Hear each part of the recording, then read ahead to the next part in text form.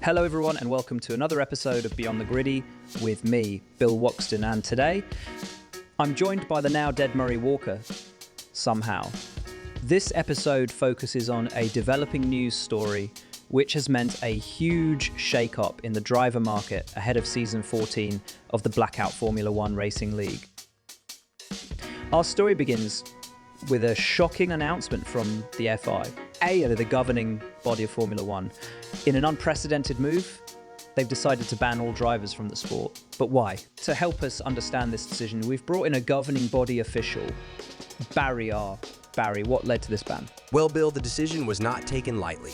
It came after a series of controversies and scandals involving drivers overstepping the boundaries of sportsmanship and dogging. From the blatantly fraudulent driving licenses of Sergio Perez and Logan Sargent to the wet nappies of Lance Stroll.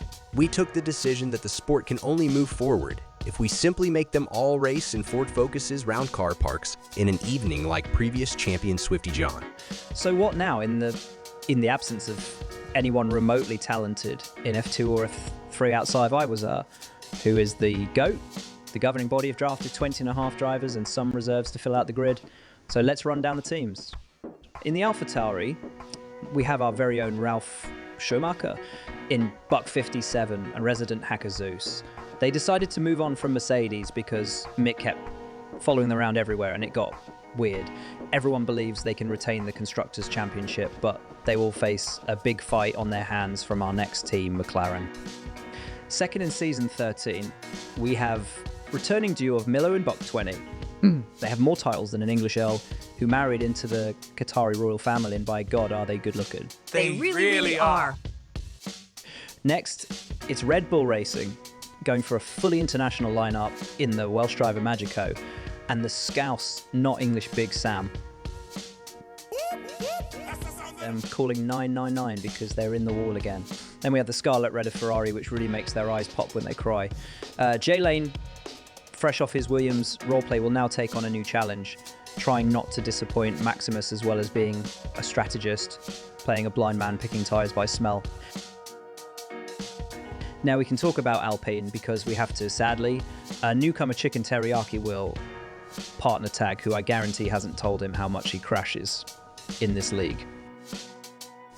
Williams last time out had Jay Lane and Blackjack role-playing to the best of their ability, which was ironic because the only person to crash more than them was Logan Sargent. Taking the wheel after the firing of their lineup, we have Dirk and Avalanche. They've teamed before, Dirk dumped him, then they got back together. They're the Ross and Rachel of Who Gives a Fuck. Aston Martin, they paint their car green because they'll never see a purple sector. In the car, it's like a triad of mediocrity.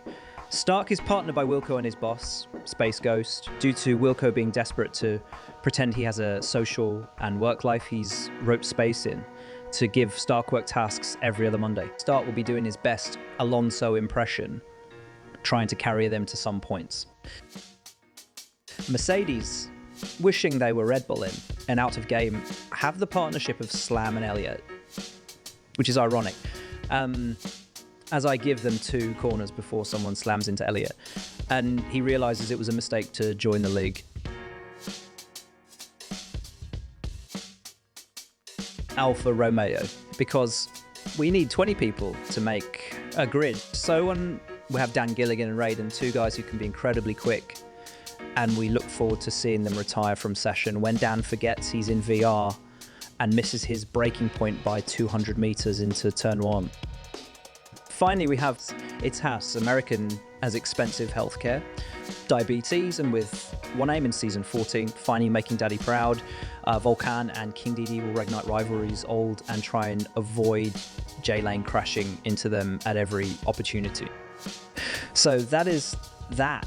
What a disaster for the sport, and I, for one, can't wait to see how badly this goes.